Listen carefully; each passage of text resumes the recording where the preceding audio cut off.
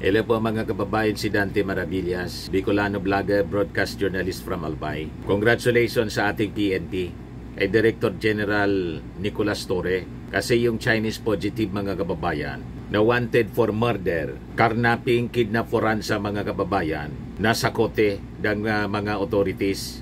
Yan po, Dan Yuang alias Baolong. Yan po.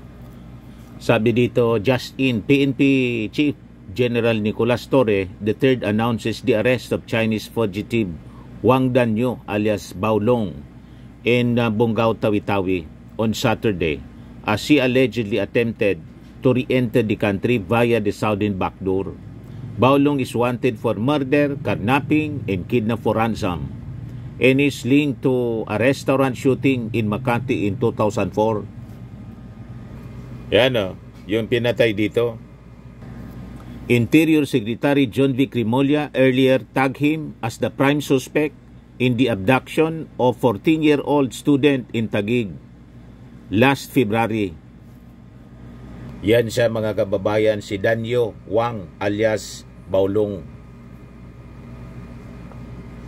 Diba? Kaya mali po yung mga laging sinasabi ng mga DDS na ngayon po bumalik yung krimen. Bumalik po yung suspected criminal, wanted for kidnapping, murder, carnapping, pero nahuli ng ating mga authorities. Kaya safe ang ating bansa. May mga, siyempre, may mga crimes na nangyayari, pero hindi po yung na tumitigil yung ating mga authorities. Nalabanan po yung mga krimen dito sa ating bansa. Kaya mali po na dahil hindi na Duterte yung nakaupo, bumalik yung droga, bumalik yung krimen. May droga pa rin pero nahuhuli po.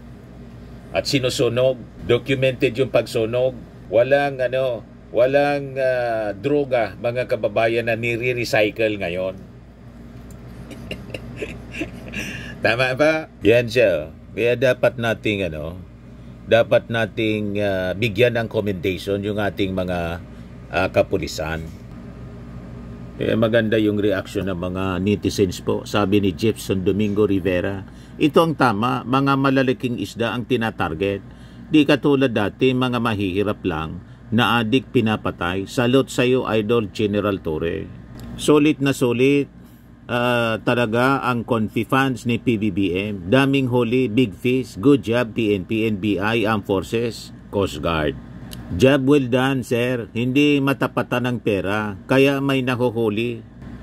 Super, General Torre. Saludo kami sa mga efforts mo. Ingat lang, baka may gagawa ng smear campaign against you. Ang mga katulad mo ang kailangan ng Pilipinas ngayon.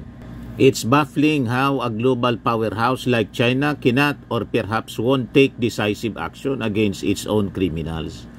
Instead of holding them accountable on home soil, they seem to turn a blind eye as these individuals operate freely abroad, including here in the Philippines. Is this neglect, strategic indifference, or a disturbing tactic to outsource criminality while sparing themselves the cost of incarceration? Kaya tinatapon nila sa kung saan-saan para iwas gastos, para mas lumala ang domestic issue sa Pilipinas. Nice one, isang pagpupugay sa matitinong kapulisan. Pamarisan sana kayo ng inyong mga kasamahang di pa nagtitino. O wag kayo, baka mag-issue na naman yung China ng warning na tinatarget citizen nila dito sa Pilipinas.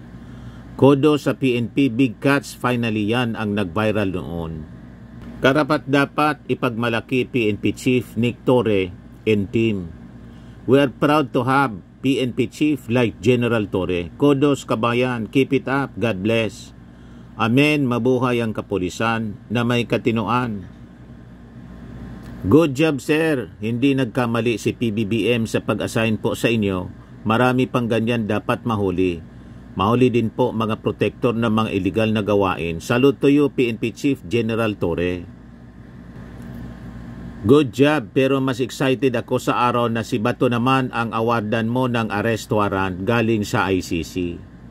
We don't need a killer president like Digong. What we need is an efficient PNP led by a good leader like Torre. Walang AJK po. Buhay na buhay yung suspect po. Kahit isang puganting kriminal, kidnapper, murder, yung kidnapping, murder, karnaping yung kanyang kaso. Mabibigat, mga kababayan. Umiiral na ang batas sa Pilipinas. Good job. Torre is the real deal. Big fish, not small time to kang. Great job, PNP. Salute. The best PNP chief for me. Kasalanan na naman yan ni PBBM, sabi ni Randy Caro. This is how justice prevail. Good job, sir. Mabuhay po kayo. Good job, General Torre. God bless always.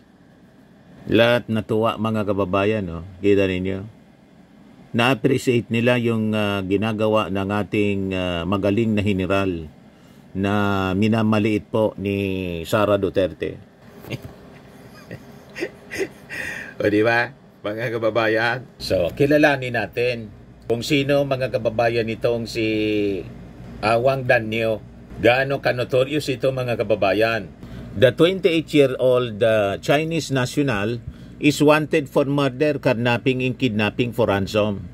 He is particularly linked to a shooting incident at a restaurant in Makati City in October last year.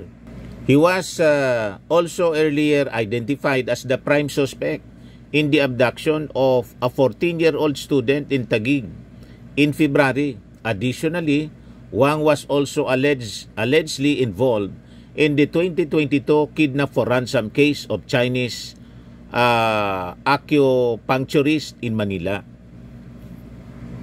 O ito siya, yung unang pangyayari, mga kababayan. Yung victim, kapwa niya Chinese. So ito siya.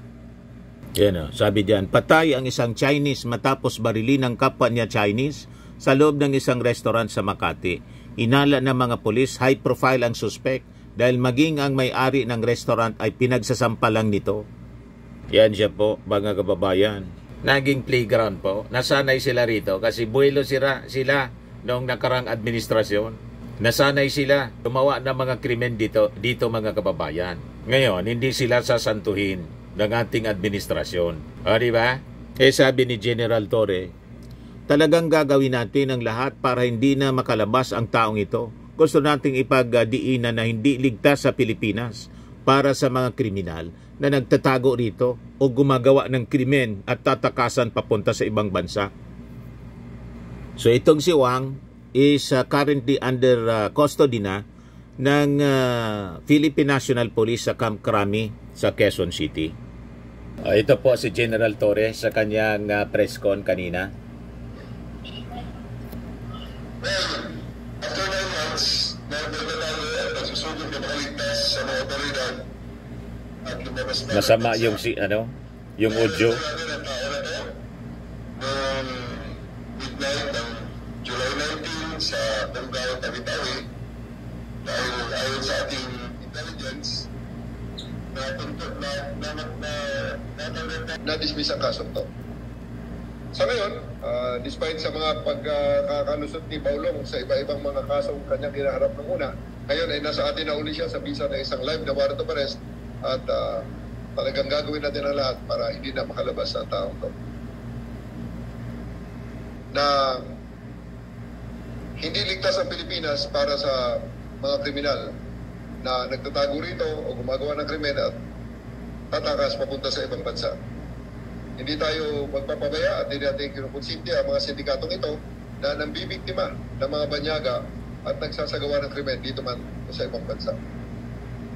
Ayos pa, mga kababayan. Yan si General Astig Torre. Mabuhay po kayo. Sa mga naghanap ng malinis and spacious fitness gym, pumunta lang po kayo sa aming Colossal Fitness Gym. We also offer Grab Car Rental with our brand new 2023 model ng Toyota Innova. We also accept booking for those who are planning to travel via PAL, Cebu Pacific, and other airline companies, local and international, and bills payment for Meralco Bills, PLDT, Aleco Bills, etc. Ang Colossal Fitness Gym is located at 3rd floor Security Bank Building, Landco Business Park, Legazpi City, Albay. For inquiries, look for Chilon Maravillas. Contact number 0966-802-0949. Yan yung aming Innova. Lagi na pong matao sa amin. Pati mga foreigners po, tingnan ninyo, mga British tourists sila. Ang lalaki ng katawan na, mga kababayan, nag-gym sa amin. Ito naman po, Indian National.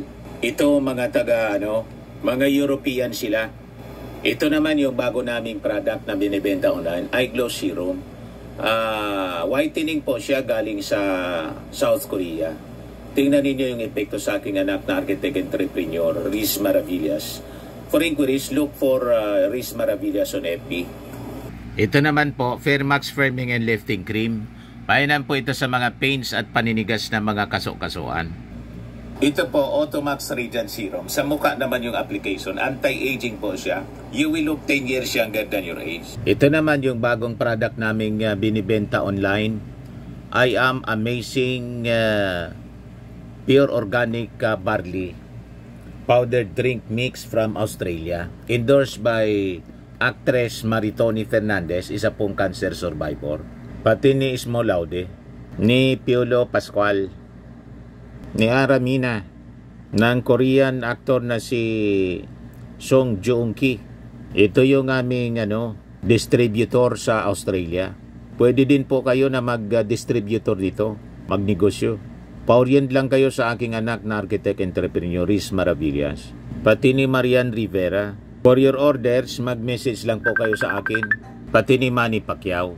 For inquiries, i-message na lang ninyo yung aking anak na architect entrepreneur, Riz Maravillas.